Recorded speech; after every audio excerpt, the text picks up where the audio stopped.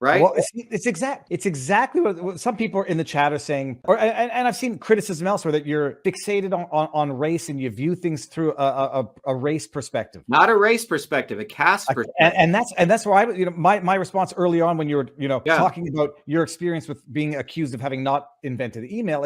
It's not a race. It is, you're coming from a background, a trauma. I'll call it a history of trauma of the caste system, and you view that mutatis mutandis. Well, I don't know. Well, you can go into the archaeology, but then you can look at the actual facts. We have a caste system in the United States. Do you know how many inventions are created by go look at forget my story. Everyone should go study the story of Philo Farnsworth. It's very similar. Okay. A young boy in Franklin, Idaho, who created TV in his small lab. He saw how the cows did this action and he said, oh, that's a Z pattern, right? He created the cathode ray tube. RCA came to his home, stole everything. They started manufacturing it. He had a patent on it, violated his patent. 19 years of patent dispute. He wins on the 19th year. Remember, patent's only for 20 years.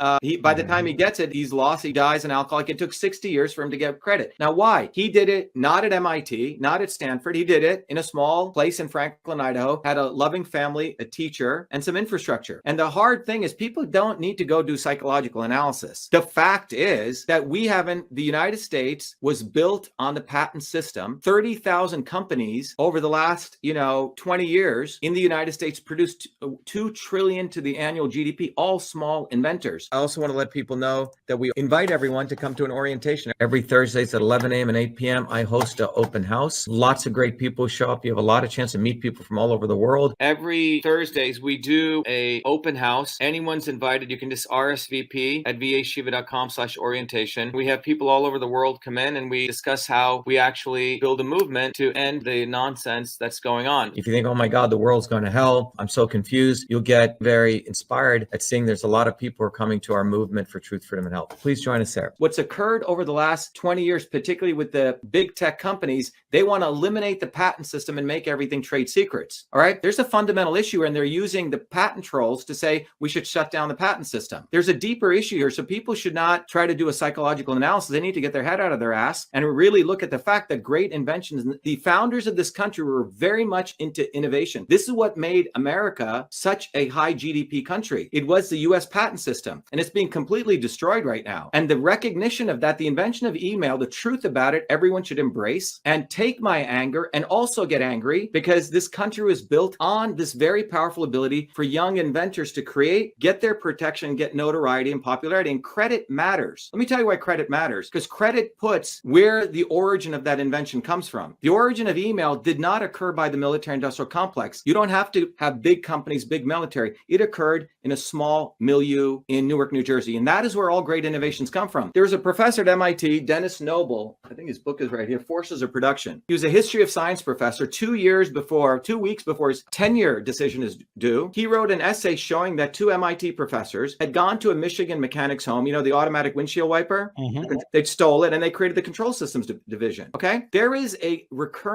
ever recurring process that we are destroying innovation in this country. Look, and by the way, wherever they create these centers of innovation, the new model is like genetically engineered foods. You're going to genetically engineer innovation. We're going to put $5 billion in Kendall Square and all these nerds will hang out together and boom, you're going to get the next Google. When I would argue, take $5,000 and put it in a place like Newark, New Jersey, give it to a kid and you're going to have better inventions. So we've consolidated innovation into small centers and thinking you centralize innovation and then boom, you get one Google or one Facebook and you should be so happy. And this is a fucked up VC model. The VCs basically take pension fund money and they're a bunch of dweebs who just put randomly into 100 companies coming out of Silicon Valley. They all help each other, get them customers, and they create these bogus companies. So we've really lost this grounds up innovation, David. That's why the invention of email is an important story. And the reason that you see all this vitriol is because they follow the money, because it goes at the fact that if I can support, imagine 20,000 kids with $5,000 to innovate all sorts of wild shit, that destroys the entire VC and private equity models. So people should follow the money and recognize that innovation can occur anytime, any place by anybody. You don't need to go to MIT. Now, the problem they have with a guy like me is I've gone to MIT and I've had my successes, but I never forgot that innovation occurs before MIT. I didn't need to go here, you see? So I have that loyalty to that realm of where real innovation comes from. And the other piece of this, David, is that what is innovation and invention? Ultimately, it's an expression expression of the human spirit. If you believe in any sense of divinity of the human being, that's where this comes from. And when you say, oh, after you go to MIT, then you get to be a nerd and you look like a nerd and be like a nerd, then you get to invent, you're basically diminishing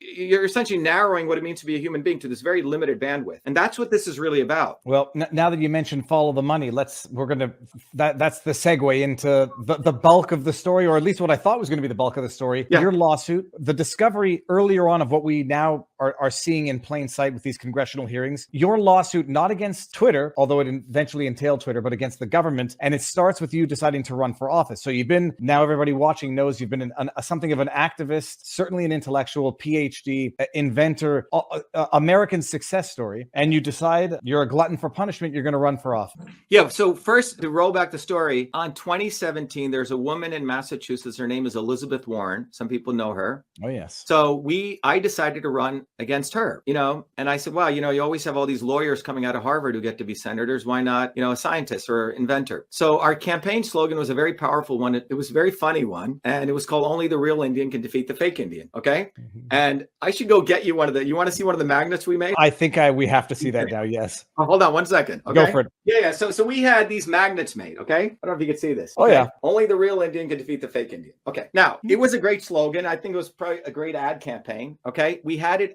A bunch of students got us a school bus and we had this huge sign on there. I mean, massive, David. Okay. And I own my own building in Cambridge, which is on one of the biggest streets in Cambridge. 50,000 cars go by. And all the Cambridge liberals had to see that sign every day. Okay.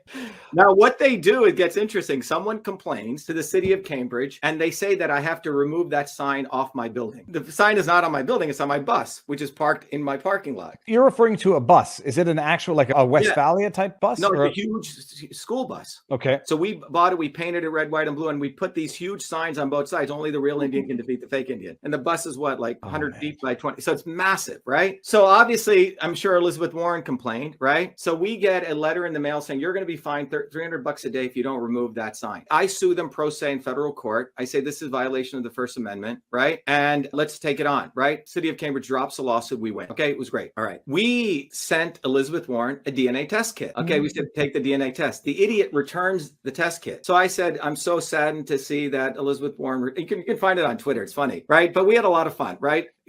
Senator Warren returned my nice gift. It went viral all over the internet. All these guys had me on because at that time I was like, they thought me as a Republican, right? Attacking a left winger, right? Mm-hmm. Little did they know that I'm not left or right. Okay. So what ended up happening was in Massachusetts, a Republican Party is one with the Democrat Party. They don't even offer an opposite. No one thinks they can beat Elizabeth Warren, but I actually want to beat her. So they didn't even want me running. So they kept me, essentially they forced me off the Republican because they have a state convention where insiders decide who's going to be on the ballot. So I decided to run as an independent. We got all the signatures to get on the ballot. You have to get 20,000 signatures. And Elizabeth Warren and the Republicans colluded to keep me off the debate stage. I had to file another lawsuit. Okay. It was called viewpoint discrimination. Mm-hmm. So the whole thing was one struggle, right?